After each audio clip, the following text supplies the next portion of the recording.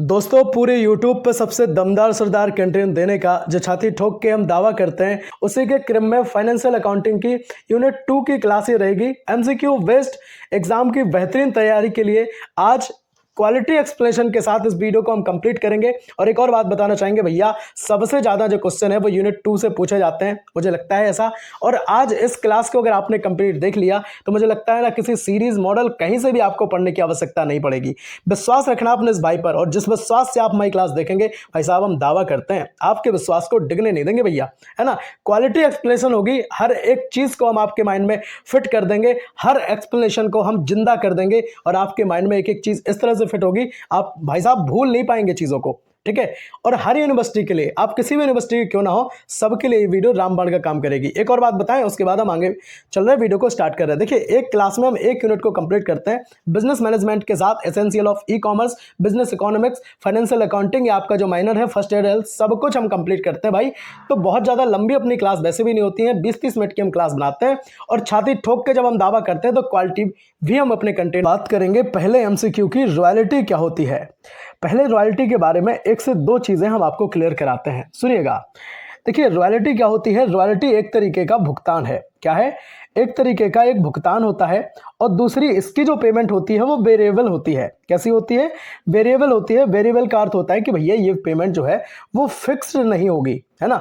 अब फिक्स नहीं होगी तो कैसी होगी भाई साहब? चेंज भी हो सकती है टाइम टू टाइम। अब एक बात अच्छे से समझ लो। पहले रॉयल्टी में हम देखते हैं, जैसे कोई भी एक व्यक्ति है, वो जमीन जो है वो लीज पर लेता है, लीज पर यानी कि किराए पर लेता है, ठीक है।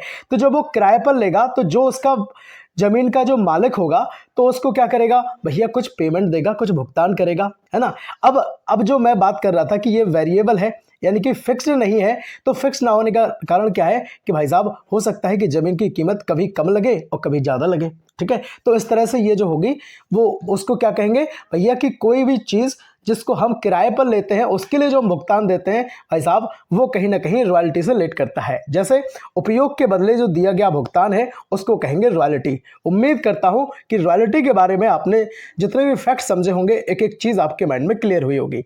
अब 3 से 4 लाइन में इस चीज़ को हम पूरा क्लियर करते हैं, जिससे रॉयल्टी जो है वो आपकी पूरी कवर हो जाए अच्छे से, समझिएगा। देखिए, रॉयल्टी एक तरीके का भुगतान होता है जो किसी एसेट क्या होते हैं भाई? एसेट और लायबिलिटीज जो है आपको पता होनी चाहिए, है ना। अगर किसी बच्चे को पता हो तो एक बार कमेंट में लिख दो भैया, सब लोग पढ़ लेंगे, है ना। इससे पहले वाली क्लासेस में हम आपको जब बिजनेस मैनेजमेंट पढ़ा रहे थे तो बताया था आपको। सुनिएगा, देखिए जो एसेट आपके होते हैं, जैसे कोई माइन है, पेटेंट है या कोई कॉपीराइट है, उसके बदले, है ना, उसके बदले जो भैया आप किसी को पेमेंट देते हैं, है ना, उसको उपयोग करते हैं और फिर जो आप पेमेंट देते हैं तो उसको क्या कहते हैं? उसको कहते हैं भैया रॉयल्टी कहते हैं। और रॉयल्टी एक तरीके का भुगतान होती है मेरे भाई। अच्छा, यह सामान्यतः प्रोडक्शन या सेल्स के आधार पर होती है। अब प्रोडक्शन या सेल्स के आधार पर यानी कि भैया ऐसा है, जितना उसमें उत्पादन निकल रहा है ना, जितना उत्पादन हो रहा है वो, या फिर आपकी जितनी बिक्री हो रही है वो, उसके बिहाफ पे होती है। अब अगर मान लो कि भाई कोई दुकान आपने किराए पर ली है, ठीक है, कोई व्यक्ति है वो दुकान किराए पर, किसी व्यक्ति की दुकान किराए पर लेता है। अब उसकी जो सेल है वो कम हो गई है ना। अब वो सेल कम हो गई तो उस हिसाब से तो उस लोकेशन का जो रेंट होगा वो डिसाइड होगा, ठीक है। चलेंगे, अब यहाँ पे समझ लो। तो जिस तरह से जो चीज़ें हैं वो प्रोडक्शन और सेल्स के आधार पर क्या होती हैं, तो आपने कहा भैया निर्धारित होती है। नेक्स्ट है आपका कि जो कोई व्यक्ति है वो अगर कोई भी जमीन लीज पर लेता है, रेंट पर लेता है, उधार लेता है, तो भैया उसका जो लैंडलॉर्ड है, उसका जो मालिक है, उसको वो पे करना पड़ेगा, ठीक है। उसका जो एग्जैक्ट मतलब जो प्राइस उस टाइम डिसाइड हुआ है परिस्थिति के अकॉर्डिंग, मैं बात बार बार कह रहा हूँ कि ये जो प्राइस होते हैं वो वेरिएबल होते हैं, है ना, यानी कि फिक्स्ड पेमेंट नहीं होती है, तो ध्यान रखिएगा। अच्छा, आपसे अगर कोई पूछ ले कि भाई बताओ रॉयल्टी की जो पेमेंट है क्या वो फिक्स्ड होती है, तो आप कहना भैया फिक्स नहीं होती है, टाइम टू टाइम ये चेंज होती रहती है। बहुत बढ़िया, बहुत बेहतरीन भाई साहब। उम्मीद करेंगे कि पहले क्वेश्चन को आपने तोड़ के रख दिया होगा, लेकिन टाइम थोड़ा सा लग गया है, मैं मानता हूँ, लेकिन एक एक बात आपके माइंड में फिट करना बेहद आवश्यक थी। भाई साहब क्वालिटी कंटेंट की बात कर रहे हैं तो माइंड में तो चीज़ें फिट करनी ही पड़ेंगी ना। अब एग्जाम्पल के साथ इस चीज़ को जरा कवर कर लेते हैं तो सब चीज़ें कवर हो जाएंगी अच्छे से। देखिएगा, यदि प्रति यूनिट 5 रुपये रॉयल्टी जो है वो तय होती है, मैं सेल्स की बात कर रहा हूँ, सुनिएगा। जैसे सेल्स वाली जो रॉयल्टी है, इसमें भाई अगर किराया कोई व्यक्ति नहीं ले रहा है तो वो कह रहा है कि भैया जितना तुम्हारा उत्पादन हो जाए ठीक है, जितना उत्पादन हो जाए उस उत्पादन के हिसाब से मुझे चीज़ें दे देना। अब जो कॉन्ट्रैक्ट की लिमिट होती है या जो प्राइस होता है वो पहले से तय किया जाता है। अब उन्होंने कहा कि भैया अगर तुमने 2000 यूनिट बना लिए और 5 रुपए के हिसाब से हमें जो चीज़ें हैं वो दे देना, उतनी रॉयल्टी हमें दे देना या उतना भुगतान हमें कर देना, ठीक है। तो इस हिसाब से अगर 5 रुपए रॉयल्टी तय होती है ना, और 2000 यूनिट का आपका उत्पादन हुआ है तो आपको इस हिसाब से अगर देखा जाए तो भैया 10,000 रुपए रॉयल्टी का भुगतान आपको करना पड़ेगा। उम्मीद करता हूं कि पहले क्वेश्चन को आपने समझा होगा और रॉयल्टी के बारे में आपके मन में जो भी क्वेश्चन थे या जो भी डाउट्स थे वो सारे क्लियर हुए होंगे। चलिए अब बात कर लेते हैं दूसरे एमसीक्यू की। शॉर्ट वर्किंग का क्या अर्थ होता है आपको बताना है, सुनिएगा। पहले शॉर्ट वर्किंग से रिलेटेड 1 से 2 बातें आप अच्छे से समझ लो। देखिए, एक्चुअल जो रॉयल्टी पेमेंट है उसका मिनिमम रेंट से कम हो जाना और जो उसका अंतर होता है उसको कहते हैं भैया शॉर्ट वर्किंग। क्या कहते हैं? उसको कहते हैं शॉर्ट वर्किंग। तो जो शॉर्ट वर्किंग होती है वो न्यूनतम किराया से कम अगर रॉयल्टी हो जाती है तो वहां पर शॉर्ट वर्किंग जो है वो बोला जाता है। अब समझ लो कैसे। देखिए, जैसे आपकी जो रॉयल्टी की पेमेंट है वो तय हुई थी 10,000 रुपए, ठीक है। कितनी हुई थी? 10,000 रुपए तय हुई थी। लेकिन भाई आपका जो उत्पादन है वो हुआ है 7,000। अब अगर 7,000 हुआ है तो ये क्या हुआ? तो यही तो आप कहेंगे कि भैया शॉर्ट वर्किंग हो गई। क्या हो गई? शॉर्ट वर्किंग हो गई। उम्मीद करता हूं कि आपको शॉर्ट वर्किंग अच्छे से समझ में आई होगी। अब यहाँ पे हम 3 से 4 पॉइंट के साथ हम पूरा एक्सप्लेनेशन में सब कुछ खत्म करेंगे। शॉर्ट वर्किंग से क्वेश्चन आया, रॉयल्टी से क्वेश्चन आया, बचेगा नहीं भाई, है ना। और जब हम लिख रहे हैं कि यूनिट 2 संपूर्ण कंप्लीट, तो कहीं से भी आपको पढ़ने की आवश्यकता नहीं है, बस सुनते जाओ। देखिए, जब एक्चुअल रॉयल्टी जो है मिनिमम रेंट से कम हो जाए, है ना, जब एक्चुअल रॉयल्टी मिनिमम रेंट से कम हो जाए तो उस अंतर को कहते हैं भैया शॉर्ट वर्किंग। क्या कहते हैं? शॉर्ट वर्किंग कहते हैं। मिनिमम रेंट कॉन्ट्रैक्ट में जो है वो पहले से निर्धारित किया जाता है, ठीक है। ऐसा नहीं कि हवा में आ जाए, पहले से डिसाइड कर लिया जाता है कि भैया हमें इतने हिसाब से इतनी चीजें जो है वो चाहिए है। यह स्थिति कम उत्पादन या कम बिक्री के कारण उत्पन्न होती है। सही बात है कि भाई उत्पादन कम हो या फिर बिक्री भी कम हो जाए तो इस हिसाब से शॉर्ट वर्किंग वाली कंडीशन आ सकती है। अब क्वेश्चन एग्जाम में ऐसा भी आ सकता है कि बताओ भैया कि शॉर्ट वर्किंग की जो कंडीशन है वो कैसे हो सकती है, तो आप कह देना कम उत्पादन से भी हो सकती है, कम बिक्री से भी हो सकती है, ध्यान रखना, है ना। और अगर आपसे पूछ ले कि मिनिमम रेंट कॉन्ट्रैक्ट में पहले से निर्धारित होता है या बाद में डिसाइड किया जाता है, तो कह देना पहले से, यानी कि पूर्व निर्धारित होता है, ठीक है। बहुत बढ़िया। अच्छा, इसे भविष्य में रिकवर किया जाता है, इसको रिकप कहते हैं। इसे भविष्य में क्या किया जाता है? रिकवर किया जाता है, इसको रिकप कहते हैं। अब रिकप के बारे में समझ लो, लेकिन उससे पहले एग्जांपल के साथ कवर कर लो। मिनिमम रेंट अगर आपका 15,000 रुपए है और एक्चुअल रॉयल्टी अगर आपकी 11,000 रुपए बनती है तो उस हिसाब से 4,000 रुपए की शॉर्ट वर्किंग आपको हो गई। एक बार कमेंट सेक्शन में ओम नमः शिवाय भाई साहब जरूर लिखेंगे, ठीक है। और लिख जरूर देना कि पूरे यूट्यूब पर सबसे दमदार क्लास है। भाई साहब बहुत मेहनत लगती है क्लास बनाने में। रिकपमेंट का क्या आशय है बताइएगा भाई। जब हमने ये अपना परिवार बनाया था एमबीए शिवम, तभी हमने कसम खा ली थी कि 1 रुपए किसी से न लिया है न कभी लेंगे, है ना। पूरे यूट्यूब पे फ्री पढ़ाने का दावा हम करते हैं, ना कोई एप्लीकेशन लॉन्च किया है न कभी फ्यूचर में करेंगे भैया, है ना। और ऐसा नहीं है केवल आपके हम इसी सेमेस्टर में काम आएंगे, हर सेमेस्टर में आपको हम चीज़ें पढ़ाते हैं, बहुत तगड़े तरीके से पढ़ाते हैं। और जिन लोगों ने हमसे पहले पढ़ा होगा उनको इस बात का अंदाजा भी होगा। अब समझ लो रिकपमेंट क्या है या फिर रिकवरी क्या है। रिकवरी क्या है भैया? जो शॉर्ट वर्किंग हो गई उसकी हम वसूली करेंगे। हम आपको बता चुके हैं पहले, जो हमें शॉर्ट वर्किंग हो गई कैसे हो गई कि भैया जो मिनिमम रेंट था उस हिसाब से अगर हमने देखे तो जो हमारा उत्पादन है वो कम हुआ है ना, सेल्स जो है हमारी कम हुई है, तो जो रॉयल्टी हमारी कम रही उस हिसाब से हमें जो शॉर्ट वर्किंग हुई है उसको वसूलने के लिए हम भैया क्या करेंगे? रिकपमेंट करेंगे, ताकि फ्यूचर में जो चीजें हैं वो हमारी कवर हो जाएं। कैसे हो जाएं? रिकवर हो जाए मेरे भाई। चलेंगे एक्सप्लेनेशन के साथ समझ लो। देखिए, रिकपमेंट का अर्थ होता है कि पिछले वर्षों में जो शॉर्ट वर्किंग की वजह से जो शॉर्ट वर्किंग हुई है तो भविष्य की अतिरिक्त रॉयल्टी से वसूल करना, ये जो चीज़ें होती हैं उसको कहते हैं रिकपमेंट। यह सुविधा केवल निर्धारित अवधि यानी कि रिकपमेंट पीरियड तक ही उपलब्ध होती है। इसे जो लीजी होता है को अस्थायी हानि से राहत मिलती है, यानी कि जो कोई व्यक्ति कोई ज़मीन को लीज पर ले रहा है या फिर किराए पर ले रहा है, ऐसे व्यक्ति को अगर वो रिकवर कर लेता है तो उसको क्या मिलेगा भैया? जो अस्थायी उसको हानि होने वाली थी उससे राहत मिल जाएगी उसको मेरे भाई, है ना। चलेंगे, यह रॉयल्टी जो एग्रीमेंट है उसका महत्वपूर्ण प्रावधान भी होता है, ठीक है। बहुत बढ़िया। चलेंगे एग्जाम्पल के साथ यहाँ पे कवर कर लेते हैं कि देखिए एक साल में 3,000 रुपये की शॉर्ट वर्किंग होती है और दूसरे साल में जो अधिक अगर रॉयल्टी देखें तो 3,000 रुपये हो जाती है। तो इस हिसाब से जो है चीज़ें जो है वो कवर हो जाएंगी। बहुत बढ़िया, बहुत बेहतरीन। 4 नंबर का MCQ आपके डिस्प्ले पर रहेगा, लेकिन उससे पहले वीडियो को लाइक अगर आपने नहीं किया है तो फिर भाई साहब ये बेईमानी है ना। लाइक कर लो यार, जुड़ जाओ और कमेंट में लिख जरूर देना यार कि सच में समझ में आ रही चीज़ें या नहीं आ रही। अगर आ रही है तो फिर हम कंटिन्यू करें, अगर है ना, अगर आ रही चीज़ें समझ में तो फिर हम कंटिन्यू करें, अगर नहीं आ रही तो फिर बताओ क्या ही मतलब है पढ़ाने का। नजराना क्या है भैया? नजराना अगर हम देखें, आपने ये शब्द आपने पहले सुना होगा नजराना। नजराना होता है एक मुफ्त भुगतान, यानी कि लमसम पेमेंट इसको हम कहते हैं। एक मुफ्त भुगतान क्या है? जैसे कोई भी पेमेंट है, ठीक है, उसने बोला कि भाई एक साथ हमें एक ही दिन में चाहिए, है ना, एक दिन में नहीं, कहने का मतलब कि एक ही बार में हमें ये पेमेंट चाहिए। जैसे कोई भी ज़मीन आप किराए पर लेते हैं कि आपने सोचा कि भाई फसल कर लेंगे, 2 फसल हम यहाँ पे करेंगे, 3 फसल हम करेंगे, तो जो लैंडलॉर्ड होगा यानी कि जो मालिक होगा उस जगह का, उसको क्या करेंगे आप भुगतान करेंगे। वो कहेगा भैया हमें 50,000 रुपये एक मुश्त चाहिए, है ना। ऐसा नहीं कि हम 2 बार में नहीं लेंगे किस्तों में।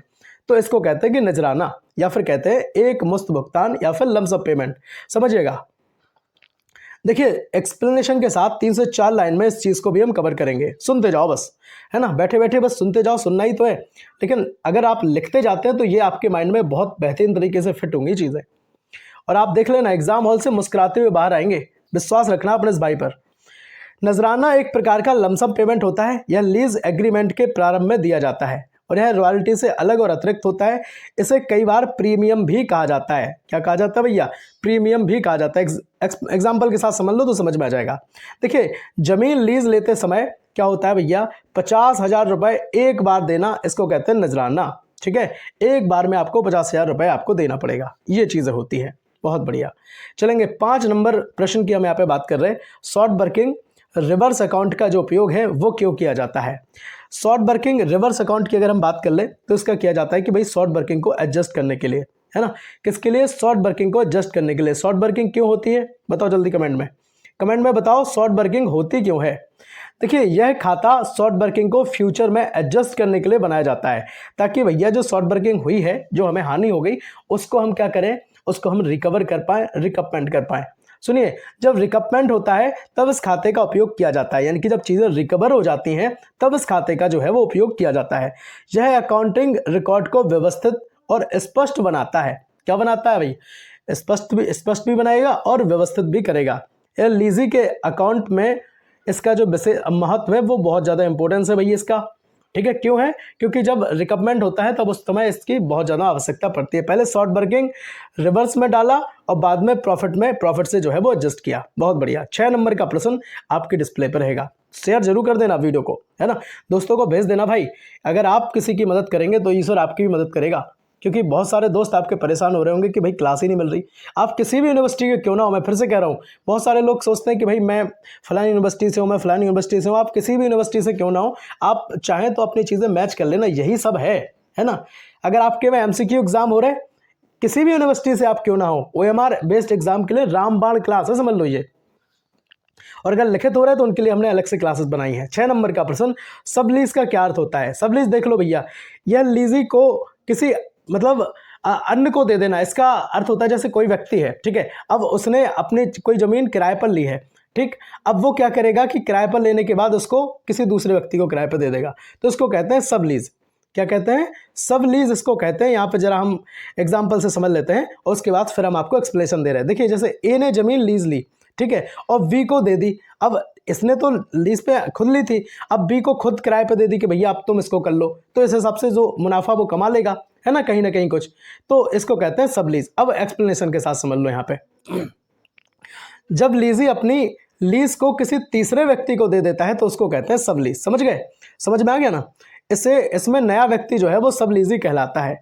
मूल जो लैंडलॉर्ड के साथ ओरिजिनल एग्रीमेंट जो है वो बना रहता है। लीजी के बीच में जो इंटरमीडिएरी की तरह जो है वो काम करता है, यानी कि कहेंगे कि जो बीच वाला व्यक्ति बन जाता है और अपना जो मुनाफा है वो कैसे कमाता है बताओ, है ना, बीच वाला जो चीज़ें हैं वो मुनाफा अपना बीच में कमा लेता है।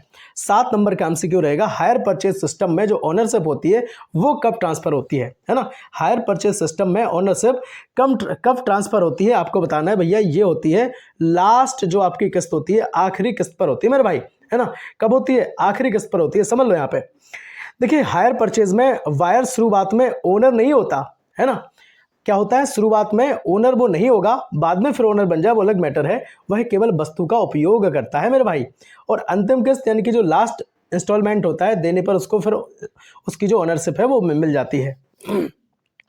डिफॉल्ट होने पर सेलर वस्तु वापस ले सकता है। अभी आपको बात समझ में नहीं आई होगी, है ना। अभी बात आपको समझ में नहीं आई, अब देखो आपको समझ में आ जाएगी एग्जांपल के साथ। जैसे आपने टीवी जो है वो ईएमआई पर लिया है, ठीक है। अब आपने टीवी ईएमआई पर लिया, अब ईएमआई पर आपने टीवी तो ले लिया, लेकिन उसकी किस्तें आप भरेंगे, और जब तक आप लास्ट किस्त नहीं भर देंगे मेरे भाई, तब तक टीवी पर आपका मालिकाना हक नहीं बनेगा, है ना। मालिकाना हक आपका कब बनेगा? मालिकाना हक तभी बनेगा जब आप उसकी लास्ट पेमेंट दे देंगे, फिर आप कहेंगे कि ये टीवी मेरा कंप्लीट हो गया है। जब तक आप नहीं देंगे तब तक किसका रहेगा? तब तक भैया बैंक वालों का रहेगा, है ना, उसी कंपनी का रहेगा। और आप अगर ईएमआई नहीं भर पाएंगे टाइम से, तो हो सकता है वो टीवी आपको उठा ले जाए। समझ गए बात? समझ गए कि नहीं समझे? बहुत बढ़िया, बहुत बेहतरीन। चलेंगे 8 नंबर का प्रश्न आपके डिस्प्ले पर। लिखे जरूर देना कि भाई बेहतरीन तरीके से समझ में आनी चीजें। बताओ आपने इससे पहले क्या ऐसा चैनल देखा है जो एक एक बात आपके माइंड में देसी अंदाज में फिट करता हो मेरे भाई? चलेंगे। हायर परचेजर जो है वो कौन होता है बताओ, है ना। हायर परचेजर की अगर हम यहाँ पे बात कर ले तो वो होता है भैया क्रेता। बताओ क्रेता विक्रेता समझते हो? क्रेता विक्रेता आप समझते हो कि नहीं समझते हो? बताओ जल्दी कमेंट में। तो हायर परचेजर वह व्यक्ति है जो वस्तु खरीदता है। समझ गए? कौन व्यक्ति है हायर परचेजर? वह व्यक्ति होता है, व्यक्ति है भैया ये, जो वस्तु खरीदता है, वह इंस्टॉलमेंट में भुगतान करता है। इंस्टॉलमेंट में कैसे? यानी कि किस्तों में भुगतान करता है मेरे भाई। शुरुआत में केवल उपयोग का उसको अधिकार होता है, और पूरा भुगतान करने पर ओनरशिप उसको प्राप्त होती है ना। आप गाड़ी लेने गए, ठीक है, कोई कार आप लेने जाते हैं मार्केट में, है ना, और आपने क्या किया, 2 लाख रुपए जमा करके उस कार की डाउन पेमेंट आपने जमा कर दी और ले आए। अब आप उसका यूज तो करते रहेंगे, लेकिन अगर आप उसकी ईएमआई जो है वो टाइम पे नहीं भरेंगे तो फिर क्या होगा? बैंक वाले आपकी गाड़ी टांग ले जाएंगे। बताओ ले जाएंगे कि नहीं ले जाएंगे? चलेंगे। अब एग्जाम्पल के साथ यहाँ पर समझ लेते हैं कि ईएमआई पर बाइक लेने वाला जो व्यक्ति है उसको कहेंगे, क्या कहेंगे मेरे भाई? उसको कहेंगे हायर परचेजर। क्या कहेंगे? हायर परचेजर कहेंगे। बहुत बढ़िया। 9 नंबर का प्रश्न है आपके डिस्प्ले पे। इंटरेस्ट सस्पेंस अकाउंट का जो उद्देश्य है वो क्या है? इंटरेस्ट सस्पेंस अकाउंट का जो उद्देश्य होता है वो होता है भैया इंटरेस्ट को अलग रखना। इंटरेस्ट को अलग रखना। अच्छा ये क्या चीज़ है इसको जरा पहले समझ लो, देख लो, पहले एग्जाम्पल के साथ समझ लो, उसके बाद हम वहां बता रहे। कुल इंटरेस्ट आपका है 6,000 रुपए, ठीक है। ब्याज कितना हो गया? 6,000। अब हर साल थोड़ा थोड़ा आप एडजस्ट करते रहेंगे, थोड़ा थोड़ा आपने चुकाते रहेंगे, इस हिसाब से जो है वो चीज़ें हो जाएंगी। अब एक्सप्लेनेशन के साथ समझ लो। कुल इंटरेस्ट को अलग से रिकॉर्ड करने के लिए जो है इसका उपयोग किया जाता है। हर वर्ष के अनुसार इंटरेस्ट को एक्सपेंस में ट्रांसफर किया जाता है। एक्सपेंस यानी कि जो आपका खर्च है उसमें जो है वो ट्रांसफर कर दिया जाता है। सही प्रॉफिट कैलकुलेशन में ये सहायता भी करेगा, और हायर परचेज अकाउंटिंग में ये महत्वपूर्ण है। अब आप बताओ हमें कि भैया क्वेश्चन अगर आपके एग्जाम में आता है कि इंटरेस्ट सस्पेंस अकाउंट जो है इसका जो उद्देश्य है भैया, क्या हायर परचेज अकाउंट में ये इंपॉर्टेंस देता है या नहीं देता है? तो आप कहेंगे देता है। क्यों देता है? हायर परचेज अकाउंट वही होते हैं, कौन होते हैं? जो चीज़ें ईएमआई पर ले जाएं, और हायर परचेजर वो होता है जो व्यक्ति कोई वस्तु को ईएमआई पर खरीदता है मेरे भाई। और हायर परचेज अकाउंट वो अकाउंट होते हैं जिन अकाउंट के माध्यम से जो चीज़ें हैं वो खरीदी जाती हैं। समझ गए कि नहीं? जिन व्यक्तियों के जो खाते हैं उनके हिसाब से जो चीज़ें खरीदी जाती हैं वो होते हैं हायर परचेज अकाउंट। समझ गए कि नहीं समझे? अब उन पर जो ब्याज लगता है ना, उस ब्याज को हर साल क्या किया जाता है? थोड़ा थोड़ा एडजस्ट किया जाता है। जैसे वो कहते हैं कि भैया आपकी जो किस्त है वो किस्त बन गई। अब किस्त उनने हो सकता है 3,000 रुपये मंथली बांध दी, है ना, 4,000 बांध दी, तो उस हिसाब से उनने क्या किया, ब्याज को थोड़ा सा एडजस्ट किया है। जितना ब्याज आपको पूरा मतलब जैसे टीवी आपने खरीदा था, तो टीवी की अगर कीमत आपकी 50,000 रुपये है, ठीक है, तो 50,000 रुपये से जो ईएमआई उनकी बन रही 7% से 8% से, उस हिसाब से पूरा एडजस्ट कर देंगे। वो आपने कहा 3 साल की हमें किस्त चाहिए, 4 साल की किस्त चाहिए, तो उस हिसाब से पूरा एडजस्ट कर देंगे और अपना लगा देंगे, ठीक है। तब फिर आप अपनी आराम से ईएमआई आप भरते रहेंगे। तो इस हिसाब से हो सकता है 50,000 का टीवी आपको 70,000 का पड़ जाए, 80,000 का पड़ जाए मेरे भाई, है ना। समझ गए कि नहीं समझे? बहुत बढ़िया, बहुत बेहतरीन। 10 नंबर का प्रश्न आपके डिस्प्ले पे। मुझे लगता है कि एक एक बात को आपके माइंड में फिट करने में हम सक्षम हैं। और सक्षम शायद इसलिए भी हैं कि आप हमारी बात बहुत अच्छे से समझते हैं और आप हमसे दिल से जुड़े मेरे भाई। चलेंगे 10 नंबर का प्रश्न आपके डिस्प्ले पर रहेगा, इंस्टॉलमेंट पेमेंट सिस्टम में ओनरशिप कब मिलती है? बताओ, इंस्टॉलमेंट पेमेंट सिस्टम में ओनरशिप कब मिलती है? जल्दी से आपको हमें बताना है। सुनिए, पहले एक बात और हम आपके साथ शेयर करना चाहेंगे, उसके बाद 10 नंबर क्वेश्चन को हम कंप्लीट कर रहे हैं। देखिए, बहुत सारे हमारे ऐसे विद्यार्थी हैं जिनको नोट्स की आवश्यकता होती है। मैं कहता हूं भाई अपने नोट्स खुद बनाओ, आपके अपने जो नोट्स होते हैं वो बॉर्नवीटा काम करेंगे। एमसीक्यू लिखो भैया एक लाइन में, और जिस उससे रिलेटेड जितने भी फैक्ट मैं आपको बताता जा रहा हूं अपनी कॉपी पर लिखते चले जाओ, वो ऐसे नोट्स बना लो आप। लेकिन फिर भी अगर आपके पास टाइम कम है भाई साहब, उसके लिए हम आपसे कहते हैं कि आप हमें 92 36 32 92 36 32 63 96 इस नंबर पर आप हमें व्हाट्सएप कर सकते हैं। और इस नंबर पर भैया, लेकिन यहाँ हमारी मजबूरी हो जाती है, हम माफ़ी चाहेंगे कि भाई एक सब्जेक्ट के जो कंप्लीट नोट्स हैं जिनमें हम आपको मैराथन इंक्लूड करके देंगे, मैं बोल रहा हूँ आपसे कि एक सब्जेक्ट के जो कंप्लीट नोट्स है वो मात्र 100 रुपये में हम आपको देते हैं। लेकिन अगर आपके पास पैसे नहीं है तो मैं कहता हूँ भैया बिल्कुल पेमेंट मत करो, और क्या करो, अपने खुद नोट्स बनाओ। यूट्यूब पे पूरा फ्री पढ़ाते हैं, 1 रुपये आज तक किसी से नहीं लिया मेरे भाई, है ना। यूट्यूब पे जब से हमने अपना कंटेंट दिया है लोग कहते हैं कि भाई अपना ऐप लॉन्च कर लो, बेच लो। कंटेंट हम क्यों बेचें? हमें नहीं बेचना, ठीक है। अच्छे तरीके से आप पढ़ते चले जाओ, और ये आपका भाई आपसे प्रॉमिस करता है अपना कोई ऐप लॉन्च नहीं करेगा।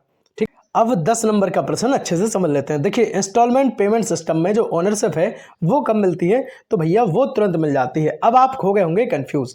अब आप कंफ्यूज इसलिए हो गए होंगे कि आप कह रहे होंगे कि अभी सर ने बताया कि हायर परचेज सिस्टम जो होता है उसमें जो है वो आखिरी किस्त पर मिलती है, और इंस्टॉल पेमेंट सिस्टम में तुरंत मिल जाती है। अब जरा एक मुख्य अंतर समझ लो तो आपको पता चीज़ें चल जाएंगी, ठीक है। पहले एक्सप्लेनेशन कर दें, उसके बाद समझ लेना। देखिए, इंस्टॉलमेंट सिस्टम में क्या होता है कि ओनरशिप शुरुआत से मिल जाती है, और हायर परचेज सिस्टम में भैया ये लास्ट इंस्टॉलमेंट पे मिलती है।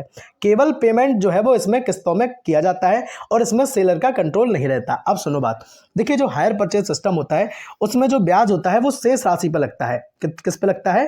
ब्याज जो है वो शेष राशि जितनी आपकी बचती है उस पर लगता है। जैसे आपने 7 लाख रुपए की कोई चीज खरीदी, ठीक है, और आपने अभी तक मतलब 2-3 साल में जितने भी 5 लाख रुपए लगभग जमा कर दिए, अब आपके बचे कितने? तो आपने कहा भैया कि अभी 2 लाख रुपए बच गए, तो जो ब्याज लगेगा वो शेष राशि 2 लाख बची है उस पर लगेगा। समझ गए बात? तो किस पे लगेगा? 2 लाख पे लगेगा। अब इंस्टॉलमेंट पेमेंट सिस्टम में क्या होता है, इस पे जैसे 7 लाख की जो चीज़ है, कितने की है? 7 लाख की कोई चीज़ है, तो आप जो किस्तें बनवाई 4 साल की 5 साल की, तो वो पूरे पे ही लगा देंगे, और उस हिसाब से आपकी जो है वो किस्त बांध देंगे। समझ गए बात? उम्मीद करता हूं कि अब आपने बातें समझी होंगी।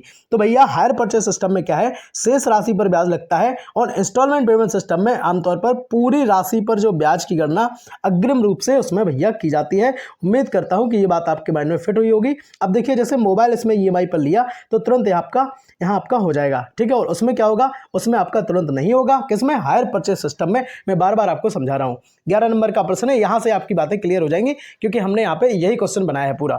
हायर परचेज सिस्टम और इंस्टॉलमेंट सिस्टम में मुख्य अंतर क्या है, अब समझ लो यहाँ पे, ठीक है। हायर परचेज सिस्टम और इंस्टॉलमेंट जो सिस्टम है उसमें मेन डिफरेंस क्या है? तो मेन डिफरेंस होता है भैया ओनरशिप का जो समय है उसका होता है। क्यों होता है? क्योंकि हायर परचेज सिस्टम में जो ओनरशिप है वो लास्ट किस्त पे मिलती है, उसमें तुरंत मिल जाती है, ध्यान रखना। अब यहाँ पे समझ लो, जैसे अच्छा एग्जाम्पल के साथ समझा देते हैं पहले।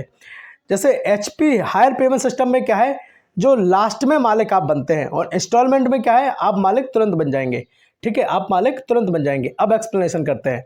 देखिए, हायर परचेज सिस्टम में क्या है, ओनरशिप अंत में मिलती है, और इंस्टॉलमेंट सिस्टम में तुरंत मिल जाती है। क्यों मिल जाती है? इसलिए मिल जाती है कि भैया जिसमें जो ब्याज है हायर परचेज सिस्टम में वो शेष राशि पर लगता है, ठीक है, इसलिए ओनरशिप अंत में मिलती है। और इंस्टॉलमेंट पेमेंट सिस्टम में इसमें जो ब्याज है वो पूरी राशि पे लगाते हैं। यही दोनों के बीच में सबसे बड़ा अंतर है। बाकी जो प्रक्रिया है वो समान हो सकती है, ठीक है, इसीलिए थोड़ा सा क्या लगता है, सेम चीज़ें लगती हैं। 12 नंबर का प्रश्न है आपके डिस्प्ले पे। मुझे लगता है कि मैंने आपको बढ़िया एग्जाम्पल जो 7 लाख 5 लाख का दिया है, 2 लाख का, वो उस हिसाब से मैंने आपके माइंड में चीज़ें अच्छे से फिट भी कर पाई होंगी, ठीक है। डिफ़ॉल्ट इन पेमेंट का जो अर्थ है वो क्या होता है?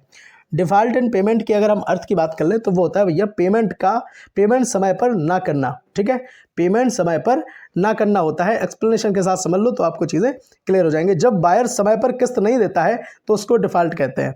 उसे क्या कहते हैं? डिफ़ॉल्ट कहते हैं। तो सेलर वस्तु वापस ले सकता है, ऐसे टाइम पे लेगा ही, है ना।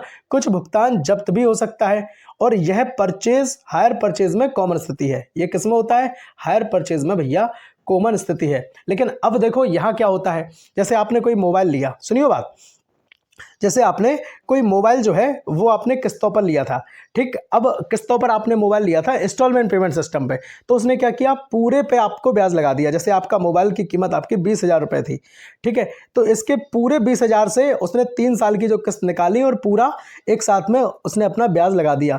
अब ब्याज उसने जब पूरा 1 साल के लगा दिया, 3 साल का जो ब्याज पूरा उसने लगा दिया 20,000 रुपये पे, या 7%, 8%, जो भी 10% जितना भी दिया हो, तो अगर आप किस्त बीच में नहीं देंगे तो आपका मोबाइल वो वहीं से बंद कर देंगे, लेकिन आपसे लेने नहीं आएंगे। जब आप किस्त देंगे तब आपका मोबाइल खोल देंगे, ठीक है, इतना तो वो करते हैं, ठीक है। बहुत बढ़िया, चलेंगे 13 नंबर का प्रश्न आपकी डिस्प्ले पर रहेगा।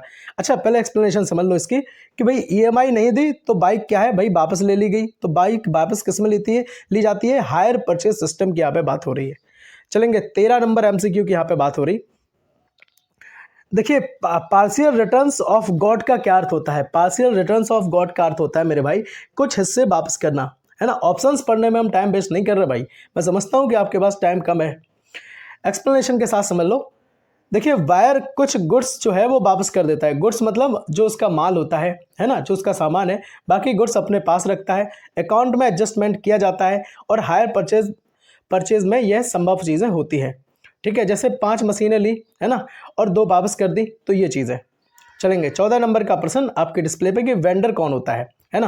क्वेश्चन एग्जाम में बनता है भाई, क्वेश्चन एग्जाम में बनता है कि वेंडर कौन है, तो आप कह देना जो सेलर है वही वेंडर है ना। जो सेलर है वही वेंडर है। कैसे है, अब यहाँ सुन लो। वेंडर वह व्यक्ति होता है जो वस्तु बेचता है, ध्यान रखना।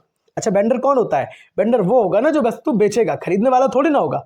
तो हायर परचेज एग्रीमेंट में वेंडर जो है वो मालिक होता है मेरे भाई। कौन होता है, जो मालिक है, जो बेचने वाला है, वही क्या है, वेंडर होगा। ओनरशिप उसी के पास रहती है जब तक कंप्लीट पेमेंट ना हो जाए, ध्यान रखना। लास्ट पेमेंट तक जो ओनरशिप है वो किसकी रहेगी भाई, जिस जो वेंडर है उसकी रहेगी, और जब आप लास्ट पेमेंट दे देते हैं फिर आपकी वो चीज़ हो जाएगी, ठीक है। तो वह इंटरेस्ट भी चेंज करता है, इस चीज़ को भी आपको ध्यान रखना है। चलेंगे, जैसे भैया कोई शॉप ओनर है, उसने टीवी बेचा है, जो टीवी बेचा है तो टीवी जब तक लास्ट किस्त नहीं आ जाएगी उसके बाद तब तक वही ओनर रहेगा। कौन रहेगा, वही ओनर रहेगा। ये किस में है, तो ये हायर परचेज सिस्टम में है। 15 नंबर एमसीक्यू की यहाँ बात करेंगे, कैश प्राइस का क्या अर्थ है बताओ, है ना। कैश प्राइस के अर्थ की अगर हम बात करें तो तुरंत भुगतान की जो कीमत है उसको कहते हैं कैश प्राइस। देखिए, कैश प्राइस वह कीमत होती है जो तुरंत भुगतान करने पर होती है ना, तुरंत। इसमें इंटरेस्ट शामिल नहीं होता है। अब एक तुरंत ही अगर कैश प्राइस दे रहे हैं, है ना, तुरंत ही जो पेमेंट है वो हो रहा है, तो उसमें क्या ही इंटरेस्ट लगेगा बताओ। हायर परचेज प्राइस जो होते हैं वो हमेशा ज़्यादा होता है कैश प्राइस से, ठीक है, हमेशा ज़्यादा होता है कैश प्राइस से। क्यों होता है, क्योंकि इसमें ब्याज शामिल होता है, ठीक है। अगर आपसे कोई पूछ लेता है कि हायर परचेज जो प्राइस है वो कैश प्राइस से ज़्यादा क्यों होता है, तो कह देना कि इसमें ब्याज शामिल होता है, इंटरेस्ट शामिल होता है। अब अगर 3 साल की किस्त बांध ली और उस पर 7% लगा दिया तो जाहिर सी बात है कि ज़्यादा हो जाएगा, ठीक है। चलेंगे, तो अंतर जो है वो इंटरेस्ट कहलाता है। इसका अंतर क्या है, तो आपने कहा ब्याज कहलाता है, इंटरेस्ट कहलाता है। बहुत बढ़िया, बहुत बेहतरीन। कैश प्राइस है 50,000 रुपये, है ना, और इंटरेस्ट वगैरह लगा दिया तो हायर प्राइस कितना हो गया, तो आपने कहा 60,000 रुपये, 10,000 रुपये का उसको इंटरेस्ट लग गया, ब्याज लग गया। 16 नंबर एमसीक्यू की बात करेंगे, हायर परचेज प्राइस क्या होता है। अब बताओ आप हमें, है ना, अब आप हमें बताओ हायर परचेज प्राइस क्या है। मैंने अभी आपको बताया हायर परचेज प्राइस जो होता है भैया, जो आपकी कैश हो उसमें जो ब्याज जोड़ देते हैं, उसमें जो इंटरेस्ट जोड़ देते हैं, उसको कहते हैं, क्या कहते हैं, हायर परचेज प्राइस कहते हैं। कैश प्राइस क्या है, कैश प्राइस में भैया तुरंत भुगतान हो जाता है, जल्दी से तुरंत पेमेंट उसमें दी जाती है। अब जब पेमेंट तुरंत दी जाएगी तो ब्याज का उसमें सवाल ही पैदा नहीं होगा मेरे भाई। अच्छा, हायर परचेज प्राइस में, तो हायर परचेज प्राइस में जो आपकी कैश है उसको जब हम 2-3 साल का यहाँ गैप बनाते हैं कि भाई 2 साल में दे पाएंगे, तो फिर क्या होगा, ईएमआई लगेगी, किस्त लगेगी। तो जो किस्त होगी उसमें 7%, 8%, 10% जो भी ब्याज बोलेंगे तो उसमें इंक्लूड किया जाता है। तो भैया कैश प्लस इंटरेस्ट की यहाँ पे बात होती है। उम्मीद करता हूं कि आपने ये बातें अच्छे से समझी होंगी। अब एक्सप्लेनेशन के साथ समझ लो, ठीक है। हायर परचेज प्राइस क्या होती है भैया, हायर परचेज प्राइस हमेशा ज्यादा होगी कैश प्राइस से, पहली चीज। अच्छा, दूसरी चीज, हायर परचेज जो प्राइस है वो बराबर तब होगी जब कैश प्राइस और इंटरेस्ट को जोड़ दिया जाए, ठीक है। बायर जो है किस्तों में राशि पूरी कर देता है, इसमें इंटरेस्ट शामिल रहता है, बिल्कुल रहता है, ध्यान रखना, और टोटल पेमेंट इसमें अधिक होता है, ठीक है। जो लोग बहुत अच्छे से समझ रहे होंगे, मतलब जिनका फोकस यहाँ पे होगा भाई साहब, वो बहुत कुछ इस वीडियो से लेकर के जाएंगे। और जिनका फोकस नहीं होगा, आप खुद कमेंट में लिख देना भैया बिना फोकस के तो मुझे लगता है चीज़ें नहीं हो पाएंगी। बताओ हो पाएंगी क्या। चलेंगे, बात करेंगे एग्जाम्पल के साथ कि भाई जो कैश है वो अगर 40,000 रुपये की यहाँ पे बात कर रहे हैं और इंटरेस्ट उसमें 8,000 रुपये लगाया है, तब जाकर के हायर प्राइस 48,000 रुपये हुआ है। ठीक है। तो इस तरह से जो आपका हायर प्राइस है वो कैश प्राइस और इंटरेस्ट को जोड़ करके बनता है। उम्मीद करता हूं कि ये बातें आपके माइंड में फिट हुई होंगी।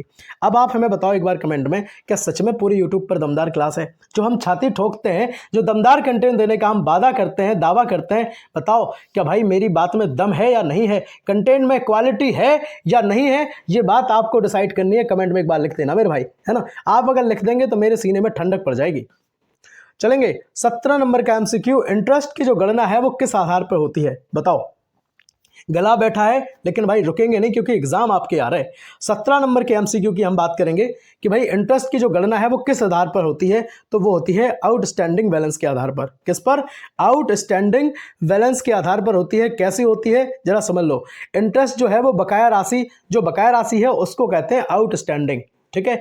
इंटरेस्ट जो है वो बकाया राशि पर लगाया जाता है और ये जो सिस्टम है वो किस में होता है, तो ये होता है एचपी में, यानी कि हायर पेमेंट सिस्टम में ये बातें होती हैं, है ना। हर इंस्टॉलमेंट के बाद जो है वो बैलेंस कम हो जाता है, जाहिर सी बात है कम हो जाएगा, इसलिए इंटरेस्ट भी जो है वो धीरे धीरे कम होने लगता है। यह रिड्यूसिंग बैलेंस मेथड होता है। इसको क्या कहते हैं, ध्यान रखना, एक टर्म और याद रख लेना, रिड्यूसिंग बैलेंस मेथड। बहुत बढ़िया। एग्जाम्पल समझ लो तो यहाँ से चीज़ें आपको समझ में आएंगी। ठीक है। एग्जाम्पल हम रखते ही इसीलिए है कि एक एक बात आपके माइंड में चली जाए।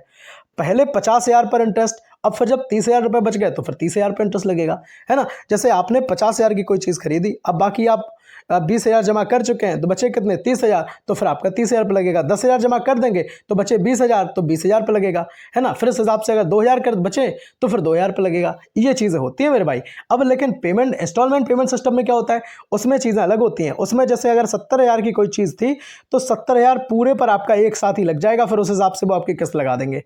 ठीक है। अगर अभी भी बात समझ में नहीं आई तो फिर मुझे लगता है कि फिर फोकस की कमी है भाई, है ना। तब फिर फोकस की कमी है। 18 नंबर का एमसीक्यू, सस्पेंस जो अकाउंट है उनका उपयोग क्यों होता है? सस्पेंस अकाउंट का जो उपयोग है वो क्यों किया जाता है? उसको किया जाता है कि भैया टेम्परेरी एडजस्टमेंट के लिए हम उनका उपयोग करते हैं। अब यहाँ पे समझ लो एक्सप्लेनेशन के साथ। सस्पेंस अकाउंट अस्थायी यानी कि जो टेम्परेरी खाता होता है उसके लिए होते हैं। जब पूरी जानकारी उपलब्ध नहीं होती तब इनका उपयोग किया जाता है और बाद में सही अकाउंट में ट्रांसफर चीज़ें की जाती हैं। अकाउंटिंग एरर को मैनेज करने में ये मदद करता है। कौन करता है भाई? Suspense account. अब ध्यान रखना, क्वेश्चन यहाँ से बनेगा कि अकाउंटिंग एरर को मैनेज करने में मदद कौन करता है, तो आपने कहा भैया सस्पेंस अकाउंट करते हैं। और बहुत जल्द हम PYQ लेकर के आएंगे, परेशान मत होना, है ना। बहुत जल्द PYQ लेकर के आएंगे। बहुत सारे लोग हमसे ये कह रहे हैं कि भैया फाइनेंशियल अकाउंटिंग की न्यूमेरिकल की क्लास दे दो। भैया न्यूमेरिकल की क्लास, है ना, अगर जरूरत पड़ेगी तो देंगे वहाँ पे, अगर होंगे न्यूमेरिकल, अगर होंगे ही नहीं तो हम क्या देंगे बताओ। तो जो चीज़ें हैं, जो चीज़ें हम आपको दे रहे हैं आप समझ लो वो बेस्ट हैं, आप परेशान मत होना। एक बच्चा होता है जो काउंटिंग पे काम करता है, काउंटिंग यानी कि उसको चाहिए नंबर्स में चीज़ें, उसको 500 MCQ चाहिए। वो वीडियो खोलेगा जहाँ पे 500 वीडियो, 10,000 वीडियो पड़े होंगे, है ना। 3 घंटे की क्लास, 4 घंटे की क्लास देख करके जाएगा बच्चा और एकदम फ्रस्ट्रेट हो जाएगा, है ना। तो भैया काहे इतना फ्रस्ट्रेशन ले रहे हो, है ना, काहे इतनी परेशानी ले रहे हो? आराम से आप 20-30 मिनट की क्लास देखो और अपनी यूनिट खत्म करो, है ना। एक क्लास में हम 1 यूनिट कंप्लीट करते हैं। जब एक क्लास में 1 यूनिट कंप्लीट करते हैं, टोटल 4 यूनिट कंप्लीट करने में कितना टाइम लगेगा बताओ, है ना। मुझे लगता है कि 2-2.25 घंटे लगेंगे। 2-2.25 घंटे में आपका पूरा कंप्लीट हो जाएगा। और परेशान मत हो ना, लास्ट में एक मैराथन भी देंगे हम आपको, ठीक है। वो आपके रामबाण का काम कर जाएगी। और भाई विश्वास रखना अपने इस भाई पर, मैं बार बार आपको विश्वास दिलाता हूँ, विश्वास रखना अपने इस भाई पर। क्वेश्चन बाहर नहीं होगा, हर क्वेश्चन आपकी क्लास से लगेगा और आपको जाना पहचाना क्वेश्चन लगेगा। आप खुद कहेंगे कि मैं पढ़ चुका हूँ सबसे पहले, ठीक है। और आप बिंदास तरीके से अपनी कंपटीशन की तैयारी करो, मुझे कोई प्रॉब्लम नहीं। बस 1 से 2 घंटे दे देना और आपका काम खत्म, ठीक है। बस एग्जाम से पहले 1 से 2 घंटे में सारी क्लास पढ़ के चले जाना। प्लेलिस्ट एक बार विजिट कर लेना, सब क्लास आ चुकी होंगी अगर आप बाद में देख रहे होंगे तो, है ना। देख लो एग्जाम्पल समझ लो यहाँ पे कि अनक्लियर एंट्री से पहले जो चीज़ें हैं वो सस्पेंस में डाली जाती हैं, टेम्परेरी चीज़ें बनती हैं, उसके बाद उसको एडजस्ट किया जाता है कि बाद में जब सही चीज़ें पता चल जाए। 19 नंबर का प्रश्न आपके डिस्प्ले पे कि रॉयल्टी अकाउंट्स में लैंडलॉर्ड को क्या मिलता है, बताओ। बहुत बढ़िया क्वेश्चन है। 19 नंबर का क्वेश्चन है कि बताओ रॉयल्टी अकाउंट में लैंडलॉर्ड को क्या मिलेगा। तो भाई उसको रॉयल्टी इनकम मिलेगी, सीधी बात है। क्या मिलेगी? रॉयल्टी इनकम मिलेगी। अच्छा, एक्सप्लेनेशन के साथ समझ लो।